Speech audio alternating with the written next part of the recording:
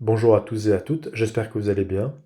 Aujourd'hui, je vais faire une vidéo pour vous expliquer comment gérer les pics d'émotion d'autrui, les pics d'émotion qu'on a venant d'une personne face à nous.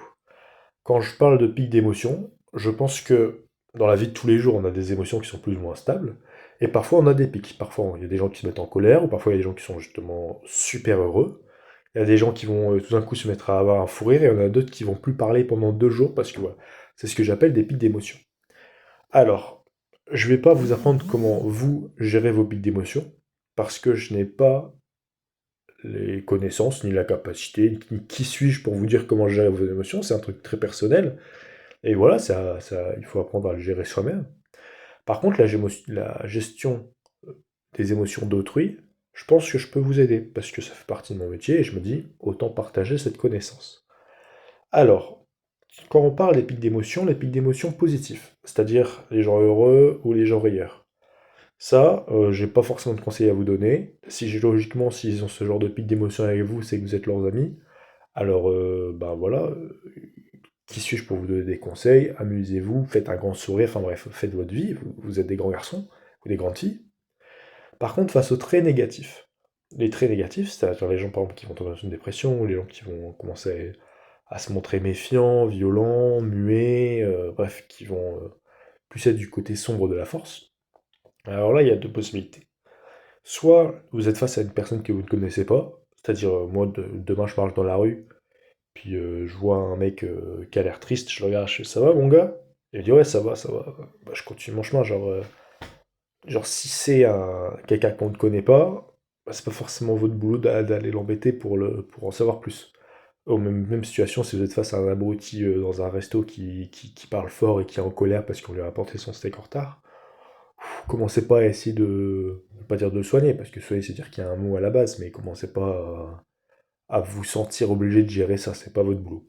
Par contre, il y en a d'autres personnes qui, c'est leur boulot de gérer ça. Moi je travaille à l'hôpital et une fois tu gères des trucs assez négatifs, des personnes qui sont négatives, pareil si vous êtes secrétaire, bah, vous devez gérer des gens assez négatifs parce qu'ils sont énervés, parce qu'ils sont en colère, parce qu'ils sont tristes, bref, toute situation où on n'a pas forcément la belle vie, que le côté positif. Par exemple, si vous êtes chanteur, vous ne pouvez pas trop gérer les côtés tristes. Mais voilà, le reste du temps, vous devez quand même gérer un peu un côté triste. Et bien pour ça, il y a plusieurs choses. Donc si c'est votre responsabilité de gérer ça, ou si alors vous sentez que vous pouvez, enfin que vous devez gérer ça, il faut avant tout essayer de traiter la cause, et non pas les effets de ce pic d'émotion. Par exemple, je fais tomber face à quelqu'un qui va être violent ou méchant, ou qui va plus parler, qui va plus me regarder, qui va être triste. Il faut pas que je traite ses effets. En gros, s'il veut plus me parler, il faut pas que je lui parle jusqu'à ce qu'il accepte de me parler. Ou alors, s'il est violent, il faut pas que j'immobilise et que je lui fasse une clé de bras. Voilà, ça paraît assez logique. Il faut traiter les causes. Et les causes, c'est quoi? Il y a deux grandes catégories de causes. Tout d'abord, c'est les émotions. Les émotions vont induire une réponse. Par exemple, à l'hôpital où je travaille, il y a beaucoup de gens qui ont mal. Voilà. T'as mal parce que bah, si t'es à l'hôpital, c'est que ton corps va pas bien. Donc parfois t'as mal. Parfois t'as peur, logiquement, parce que voilà, t'as peur parce que tu sais pas ce qui va t'arriver, parce que tu t'inquiètes pour ta santé. Parfois t'as honte parce que ben t'es un jeune homme et puis tu t'es fait à ses pieds, ben tu dois demander de l'aide pour aller aux toilettes. Ben, voilà, t'as honte. Et donc ça c'est les premiers points, c'est les émotions qu'on ressent et qui vont directement impacter. Et du coup, on va agir en conséquence de nos émotions. Et le deuxième effet, c'est un peu l'effet manque de contrôle qu'on ressent. Donc manque de contrôle, par exemple, si au bureau, là où dans votre lieu de travail, votre projet n'est pas passé parce que le chef était malade et que finalement bah, c'est le projet de la personne qui a été bien vue qui est passé, et ben voilà, là on va voir ça comme un enchaînement négatif. Et l'enchaînement négatif, ça a donné lieu à l'effet de Murphy, c'est-à-dire si quelque chose se passe mal, tout se passera mal après. Parce que vous serez beaucoup plus sensible à ce côté je suis malchanceux. Si demain moi je me réveille et il pleut dehors, je me dis ah quelle journée de merde. Enfin, quelle journée embêtante, pardon. Et puis, en allant prendre mon petit-déj, panne de courant, du coup ma tartine grille pas, et ben alors je vais être 2 fois plus ennuyé, alors que s'il fait beau et que ma tartine grille pas, je m'en fiche. En fait, c'est exponentiel. S'il nous arrive un événement négatif, autrement c'est embêtant, Si on arrive 2, 3, séparément, c'est rien, mais c'est l'accumulation qui va rendre le truc difficile. C'est l'enchaînement en fait de négatifs. Donc tout ça, ça va nous créer des pics d'émotion. Donc c'est les deux grands points. Et les pics d'émotion, ça va être quoi? Tout simplement, c'est parce qu'on a un contrôle venant de l'extérieur qui nous influence. Je peux pas marcher, j'ai mal, bah, je vais pas être bien. Ou alors, j'ai pas de chance parce que mon collègue est mieux vu que moi, parce que c'est le cousin du patron, j'ai pas de chance. Et ben du coup, ce qu'on va faire, on va essayer de faire table rase en gueulant un bon coup. C'est comme pleure un bon coup, tu pisseras une fois de moins. C'est un peu le même principe. C'est tu pousses un coup de gueule, ça te permet un peu de. Tu t'évoques un choc émotionnel pour un peu retourner la situation, pour te remettre au centre de la situation, de ton environnement, parce que tu penses ne plus l'être. Exemple tout à fait concret, si demain moi je viens et que la personne demande à un jeune homme qui s'est pété les pieds qui doit aller aux toilettes. Et il faut l'aider à marcher jusqu'aux toilettes. Et il vient, et puis sans même qu'il demande, tu commences à danser, et puis tout de suite, tu vas le prendre par l'épaule et tout, tu vas, je vous ai pas autorisé. Il va réagir violemment, ou alors il va pas oser vous regarder dans les yeux et tout, parce que ben il se sent pas maître de son environnement. Or, le fait de ne pas parler, ça veut dire qu'il a agi. Par exemple, si un jeune homme ne veut plus parler, ça veut dire qu'il agit, il essaie de reprendre le contrôle sur son environnement. Et c'est ça en fait la cause. La cause, c'est qu'il veut reprendre le contrôle sur son environnement. Alors, maintenant, comment le gérer?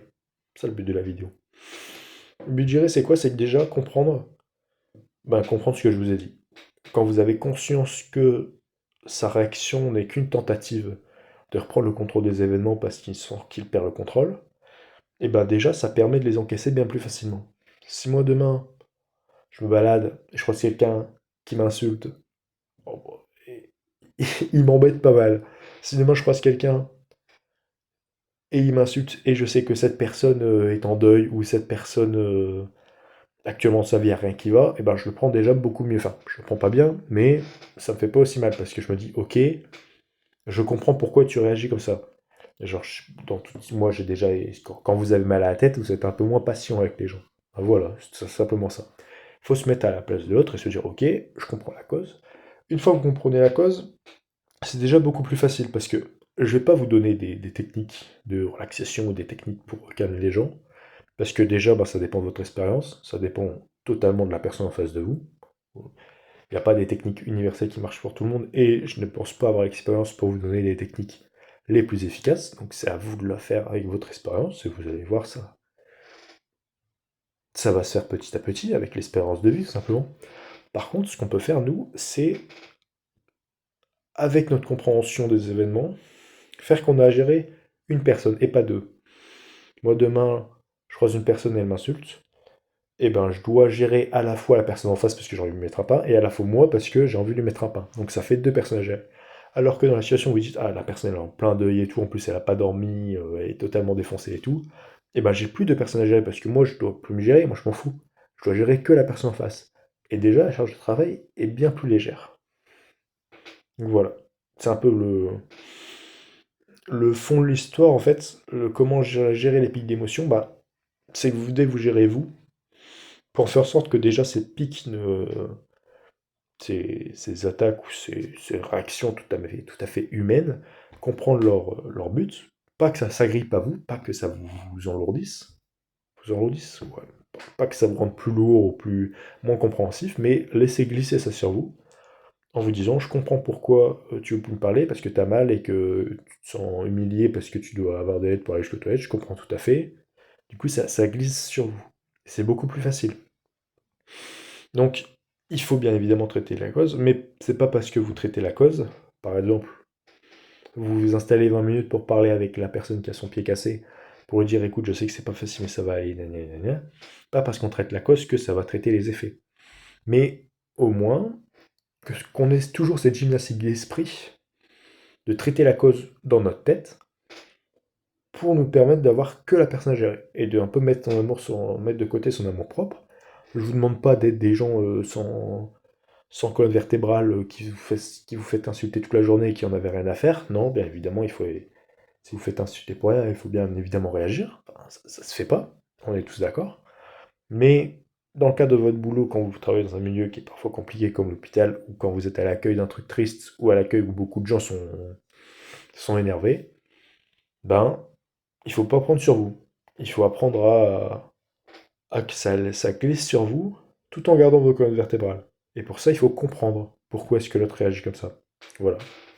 Comprendre la cause, pour ensuite ne plus avoir à gérer vos émotions personnelles et les émotions personnelles du mec en face, mais n'avoir seulement à gérer que les émotions du mec en face. Voilà. Il faut toujours tenter. Ça passe ou ça casse, de toute façon, bien évidemment, tant que votre sécurité prime, etc. Mais bon, ça coûte rien d'essayer. Et c'est une gymnastique d'esprit qu'il faut essayer de prendre. Si vous êtes souvent face à ce genre de situation. Si demain vous travaillez derrière un écran, vous n'avez pas du tout besoin de développer ce genre de talent.